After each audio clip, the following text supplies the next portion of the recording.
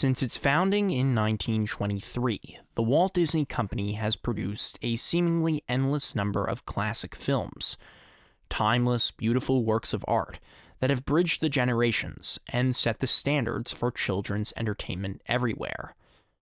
But I don't want to talk about any of that in this video. I want to talk about another side of Disney, the side that produced The Luck of the Irish, a low-budget 2001 Disney Channel original movie in which a boy learns that he is Irish, turns into a leprechaun, and defeats another leprechaun in a game of basketball.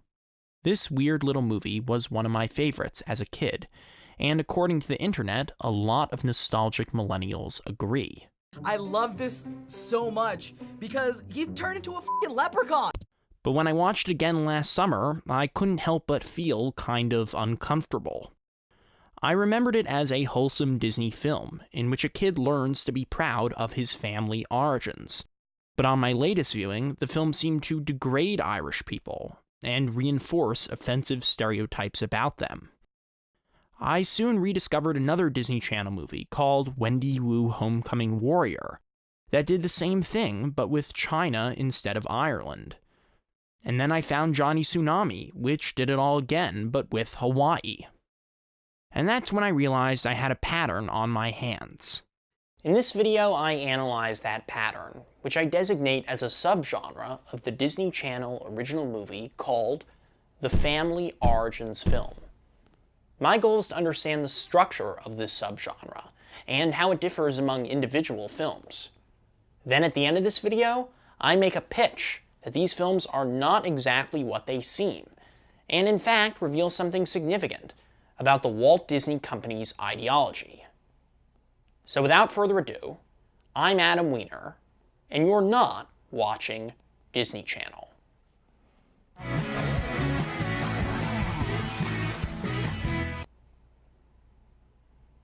The Family Origins film is based around a series of conflicts between the American and the foreign, the white and the non-white, the real and the unreal. Taken together, these conflicts form a greater conflict between the normal and the strange. The normal is everything that is normalized in the Disney Channel original movie. The strange is everything that is made strange. Caught in between the normal and the strange is the protagonist, who is at a crossroads. Either he or she may repress the strange in order to maintain an image of normality, or embrace the strange and buck the status quo. In each of these films, we have a parent who pressures the child to conform to the normal. This character has disavowed his or her family origins, and wants the child to do the same. You're Kyle Johnson. You're a good student, a good boy, a great athlete. Just because some people are obsessed with where their ancestors came from doesn't mean you have to be too. Mom, I'm not obsessed. As a contrast to the authoritarian parent, these films also feature a more easygoing character, the strange and exotic grandparent. This character has no shame in his or her family origins. The grandparent is proud to be foreign, and shows it off in every aspect of his or her life. Do you have to do that? Of course I do. I'm Irish. That's how I manifest despair. The parents and grandparents in these movies are constantly fighting, as they enact the conflict between the normal and the strange. We also see this conflict play out in another way, through manifestations of the physical body. In each of these films, the protagonist displays both ordinary physical attributes and those of a creature that is not quite human. This biological mishmash, according to The Luck of the Irish and Johnny Tsunami, is a result of the protagonist being the product of a mixed marriage. The generic American parent makes the protagonist normal, while the ethnically othered parent makes the protagonist strange. The conflict between the normal and the strange reaches its apex when the protagonist confronts a villain.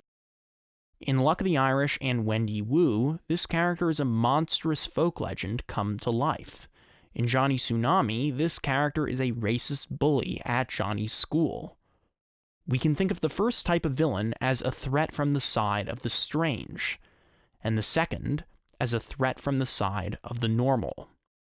Our protagonist inevitably defeats the villain in a sports competition, proving the superiority of his or her moderation over the excess that the villain represents. At the conclusion of these films, the protagonist resolves the conflict not by conforming to the normal or embracing the strange, but by inventing a third option. He or she finds a way to assimilate the strange into the normal. This means that our protagonist maintains his or her white American identity while incorporating a little bit of the exotic into everyday life. A compromise is found between the parent and the grandparent, and everybody lives happily ever after. Let's go this way.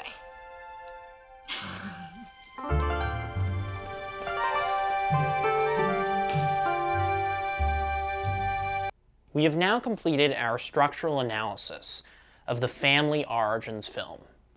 But a question still remains. What are these films really communicating? On the surface, they seem to be talking about real foreign cultures, but on closer examination, these cultures all blend together and become this amalgamation of qualities that throughout this video we have been referring to as the strange. So now it's time to get to the bottom of what the strange actually represents. And to help us get there, we're going to have to take a little field trip to a place called Halloweentown. Released in 1998, Halloweentown was the fifth Disney Channel original movie, and the first featuring the family origin structure. It tells the story of a girl named Marnie, who learns she is a witch and travels to the land of her ancestors, a magical world where Halloween is celebrated every day of the year. The major difference between this film and the ones we've previously discussed is that the foreign culture depicted here has no real-world counterpart. Halloweentown is not pretending to teach us anything about a real group of people. It is simply depicting the strange in its purest and most unadulterated form. The film's plot essentially consists of Marnie and her siblings wandering through Halloweentown and having a really good time. They go on a bunch of rides, they buy some cool stuff, and they meet these fantasy creatures who hang around the town square as if they're waiting to take your photo. By now you might have realized that Halloweentown actually is a real place. It's located in Orlando, Florida, and it's called Disney World. If we read Halloweentown as a slightly twisted trip to Disney, we start to see what this film is really all about. When Marnie's mother bans her children from watching anything with the word magic in it, she is literally telling them they are not allowed to consume Disney products. And when Marnie's grandmother leads them on this magical journey, she is playing the role of Uncle Walt himself. Halloweentown shows us that the strange is a thinly veiled representation of Disney, and this is true across the entire family origin subgenre. These movies were never using magic to talk about real foreign cultures. They were using real foreign cultures in order to talk about magic. In each of these films, Disney depicts itself as a tradition as old as time. The grandparent represents a mythic past in which Disney reigns supreme. The parent represents a miserable present in which Disney has been eliminated. The child represents an optimistic future in which Disney will be restored. The future depicted by Disney is not one in which we go to Disney World and live there forever. It's one in which Disney comes to our world, in which Disney culture is assimilated into and becomes one with American culture. This is Disney's utopia, a world in which there is no boundary between corporation and tradition, a world in which the formation of identity means the molding of a lifelong Disney consumer. Cultural theorist Henry Giroux has argued that children are the population most vulnerable to the media's ideologies, and this is precisely the audience that Disney targets. Disney wants its young viewers to define themselves through Disney, to accept Disney as a natural part of who they are, so they will consume Disney products without considering the financial and developmental consequences. Magic is really very simple. All you have to do is want something, and then let yourself have it. The Walt Disney Company is not inherently evil in the way some of its villains are, but it is a business that, under our capitalist system, is rewarded for putting its bottom line first, and asking questions of morality later. As a kid, I believed the Disney Channel original movies I watched every night to be innocent and good-natured. I trusted Disney like a parent to teach me respectable values, to care for me in the way I cared for it. I realize now that my trust was misplaced, and that these films probably did more harm to me than good.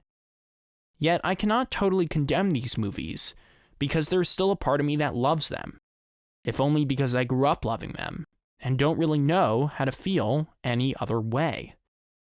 The Walt Disney Company is not sacred to me in the way my family is, but it has left an indelible mark on my identity that I will never be able to shake. To better understand myself, I need to actively engage with the Disney products that made me who I am today. This requires me to retrace my identity origins and create a whole new type of structure.